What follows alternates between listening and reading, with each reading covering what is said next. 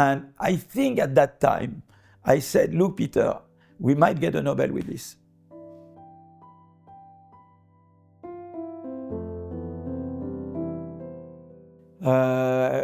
I had very creative parents. My father wanted to do social revolution in Egypt and then was always close to the surrealist movement. He was close to Tristan Tzara, was the head of Dadaism, the guy who created Dadaism, or Aragon, or Éluard. And I remember spending my vacation as a little child in Tristan Tzara's house. And my mother created a fashion house called Chloé. She invented, luxury ready-to-wear at the time because she wanted. They were like, progressists. I mean, she had a vision of the woman, that the woman should not be there just to please her husband, but should be there to be free. She should not have to change clothes 4 times a day. She should have the same clothes and be free and be herself and be. So they were both. And very much from Saint-Germain-des-Prés, from the left bank of Paris. So that all came from there. So they were innovators in their own way. My father was a social innovator, and my mother innovated in fashion. But they both had also social concerns. And I think I owe a lot to that. So my early childhood with them was quite exceptional. No, but so I was surrounded. I think it gives you some freedom. It makes you disruptive. You see, I think it's very important. So what we try to do with Howitt is to change paradigm. There was a paradigm, and we said we want another paradigm. So I could feel, there were, and I was surrounded by, artists or fashion. Karl Lagerfeld, for example, was very important. He would do my German homework when I was a child. So I was surrounded by people who wanted to change things, and so I said, well, maybe we could do the same in economics to change paradigm. That's something AI cannot do. For example, we talk a lot about AI. AI can do lots of things, but AI will not bring a new paradigm. So far, AI doesn't change paradigms. I was a Communist Party member in France. And I was very much concerned. It was the time of Eurocommunism. My model was the Italian Communist Party, Berlinguer, and I wanted to. So I was very much concerned with the social movement, but I wanted prosperity. And I could see that, politicians, all articulating seemingly logical reasonings, getting to opposite conclusions. So I started asking myself, one reasoning must be right, the other one must be wrong somewhere, and I can't see it. So I started to question myself in economics, and that got me into research in economics, because I didn't stop questioning myself from that very time, and that made me into an economist. But my motivation was to say, I want to better understand the world, to transform the world.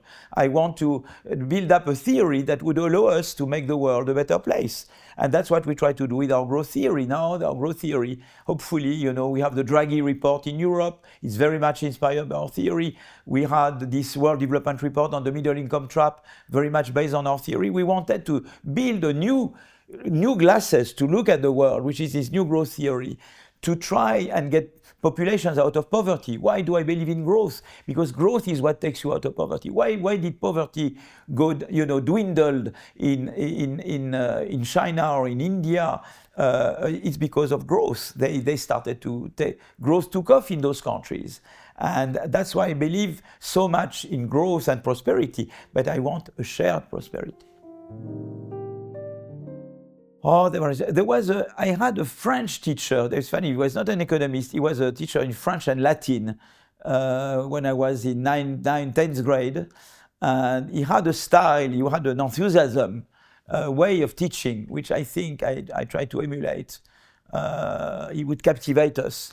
He had a big imprint on me. And then there were various people, economists who influenced me. Or, for example, I would say, Jean Tirole, Oliver Hart, Eric Maskin, all were Nobel Prize winners, Dick Caves, Jean-Michel Grandmont. There were various, who pushed me and influenced me and taught me, how to write a model and how to.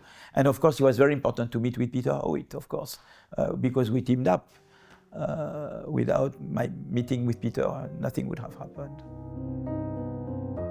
I love to play. I love to joke. I'm a big blunderer, by the way. You know, I love to joke. I think that, you know, you need to have fun and joke. And there is a big joke about me. You know, when I just learned that I got the prize, I said I was speechless. But apparently, you know, there was a press conference right after, and they said they've never seen such a talkative, speechless person. I love to joke. Quoi. I always have a joke in my. I have a cousin with whom I used to joke a lot. I always see the joke in things. Quoi. Yeah, I think it's important because otherwise, you know, you always have to make things.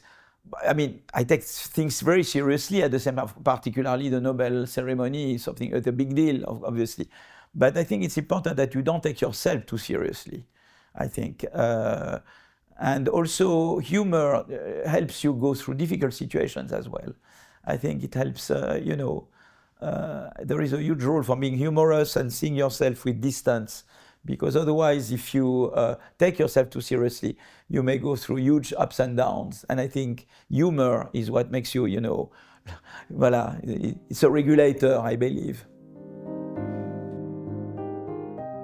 I think they should have ambition. I think it's very important to have ambition because you can never go further than your ambitions. So you need to be ambitious. You need to go after big questions. I wanted to put, you know, industrial organization into growth economics. I wanted to have a new growth model, you know, that would put the firm, the enterprise, firm dynamics at the heart of the model. You know, I knew from the start I wanted to do that, okay? I learned industrial organization because I wanted to put IO into growth. So I think you need to go for big ideas. You need to be persistent. You know that you will have desert crossing. You know that there will be headwinds, and you have to resist in the headwinds and still believe in what you do. I think it's very important that you hold on to the thing. When we started with Peter Howitt, I felt very early on that we had something. And there were people who tried to imitate us. There were people who tried to say that what we were doing was not important. There were people who tried to, you know, there are many things that happened. And you have to hold on because I knew this was the winning thing. I never thought I would get a Nobel Prize with, but I said, well, if ever something can get us far, is this a new growth model based on creative destruction and firm dynamics? And I held on to it. I think it's important to go for big ideas, be resilient, be persistent, believe in and have curiosity, and let yourself be guided by curiosity. We work with Peter Howitt, you know, we said, no, let's do, because I said, you know, Schumpeter was creative destruction is a curiosity. It was a kind of mundane thing. I mean, en passant in a history of economic thought course, people would mention Schumpeter, you see, or in an IO course, en passant, you know, in passing, they would mention it. But we knew from the work of Robert Solow that capital accumulation alone cannot give you long-run growth. At some moment, you run out of steam if you just rely on accumulation because you have decreasing returns to capital accumulation. So you need something called technical progress. And here there was this guy, Schumpeter, talking about creative destruction. But there was no model, there was no empirics. So Peter was my neighbor. He was visiting MIT from Western Ontario. I was first-year assistant professor. And I went into his office and said, Peter, why don't we try to build a model that would encompass the idea of creativity? And we started from scratch and we wrote a model. And at some moment we got this formula. Growth is the product of frequency and size of innovation. It looks very stupid, but we got a beautiful formula for the growth rates. And I think at that time, I said, look, Peter, we might get a Nobel with this. And it was in 1987. I think, you know, it was half joke, of course, you see what I mean? But that very day, when we had this formula in front of us, I said, Peter, I think we have something big. And I knew I had to hold on to it forever. So for the past 38 years, I never stopped working on this. I was a Harvard student. I did my PhD at Harvard prior to meeting with Peter, between 84 and 87. My dream at the time was to get into the Harvard Society of Fellows. It's a kind of first-class postdoc. Okay, for 3 years you are paid like an assistant professor, but you don't have to teach. you have dinner with Amartya Sen, with Robert Solow, with the renowned physics professors. It's a luxury. That was my dream at the time. I took an oral exam with them. And at dinner time, Robert Solow was my neighbor, and he said, you didn't quite understand the question that was asked to you. I understood at that moment that I had failed the test, and I would not get into the Harvard Society of Fellows. As a result, I ended up at MIT, which is a fantastic place. And at MIT, I met Peter Howitt, and we did our model. Imagine that I had succeeded the oral exam, that I had got to the Society of Fellows. I would not be here today. So how important it is to fail in life. And in the US culture, they tell you, fail, fail, and fail. Take risk and fail, because that's how you make discoveries. In France, they tend to, culpabilize failing. And that failure, for example, saved my life. Good God that I didn't get into the Harvard Society of Fellows, but I would have missed working with Peter on this new paradigm. First, because we love to joke. It's always laughing. Again, today we made jokes. We love to joke. I love to work with joking.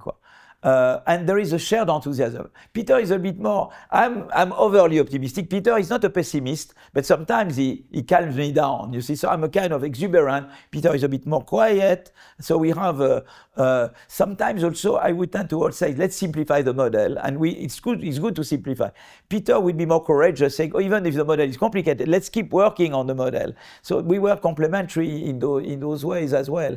But I was more micro-trained, the IO, the industrial organization part.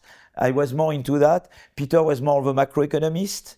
He had worked on monetary theory and search theory. And so we had complementary skills. So we had complementary skills, but we have also personalities that work very well. But it always was very smooth and fun to work with Peter. It was really a treat. We had a challenge, we had various challenges. So for example, at some moment we had a colleague of ours, we'd be there in Stockholm, and he's a fantastic colleague. And he tried to claim that, ideas were much harder to find, and that growth, without population growth, you could not get sustained growth. That was a challenge, and we had to cope with that challenge. That was a serious one. There were times where people said, well, it's okay, you've done your theory, but, after all, is that so important? And it was very important to have, first, for us to interact with empiricists. First, we were doing theory. And then we realized we had a new paradigm that would make it possible to have a dialogue with empiricists working on microdata. So our collaboration with Richard Blondel, for example, with a very good microeconometricians, and I'm sure he will be a Nobel laureate, Richard Blondel. That was very important. All our work on competition and growth, it was very much a dialogue between theory and empirics, but it was a new kind of empirics on microdata, on firm-level data. That was, I think, a big step forward. And now you have a whole set of young generation, you will see several of them, who do this continuous dialogue between modeling and data. And microdata. And that, I think, was a big step, because before people would write models, but they would not test them. Or they would test models on macro data, not on microdata. Our theory, it's a theory all about the firm. The Schumpeterian growth theory, it's a theory where growth is driven by new entrants coming in all the time and growing, hopefully, if they are talented, by innovating. And then they become big. Of course, they are tempted to use their rents to prevent newcomers. And you have to, that's where you need government and civil society to make sure that, the yesterday's innovators will not prevent new innovators. That's where competition policy, for example, is so important. But it's really this view where new talents are there. You need to have new talents coming in, that if they are good, they have the opportunities to grow. But make sure that once they've grown, they don't prevent the continuous inflow of new talents. You see, that's the world we're after. So that's really about entry, firms, firm dynamics. That's what we are after. And I think it's interesting, because I will tell you something. I think this prize, it's a prize of the young. I think it's the young generation that push for it everywhere. It's really that. It took a new generation for this to happen as well. And that's why I believe a lot also in my students. You see, that there will be, we have our growth lab in Paris. The young people, you will see them, they will be there at the lecture because they are the future. It's my way of looking at the world. I believe that I want to push young people who will be better than I am, because I believe that that's what drives the growth process, is to have continuously younger people who are better than you and will do your creative destruction. But that's what makes the world keep going. It's really, the view is there in all respects, you see what I mean? That's well. So I had the chance to co-chair an AI commission in France. We handed over a report to President Macron, and then there was the AI summit in Paris, which was very much, where Macron was very much, inspired by this report. And the AI, I believe, and that it has huge growth potential. Why does it have growth potential? Because it automates ideas, it automates tasks, not only in the production of goods and services, but also in the production of ideas. It makes ideas easier to find. Very often new ideas are recombinations of old ideas. But with AI, you can recombine much more. And you can select much more quickly among those potential ideas that you want to test. And that's what I believe AI has enormous growth potential. The problem is the institutions. If we don't have, for example, appropriate competition policy, the result may be that some superstar firms, Amazon, Google, Microsoft, may end up, dominating everything and inhibiting any new entrants. And remember, growth is about new people coming in. So the danger with AI is that put a bad user with the wrong in competition policy, it will just help those firms become more than ever, overwhelming and preventing new talents to come in.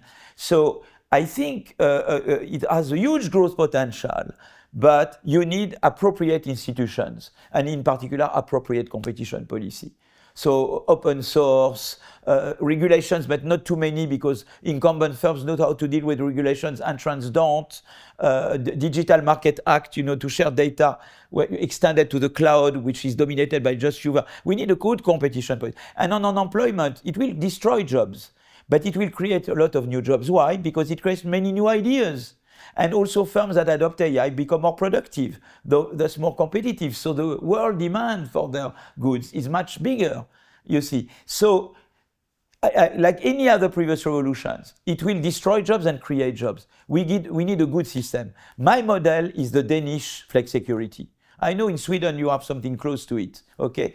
But my model there is the Danish flexicurity. When you lose your job in Denmark for 2 years, you get 90% of your salary. The state retrains you and helps you find a new job.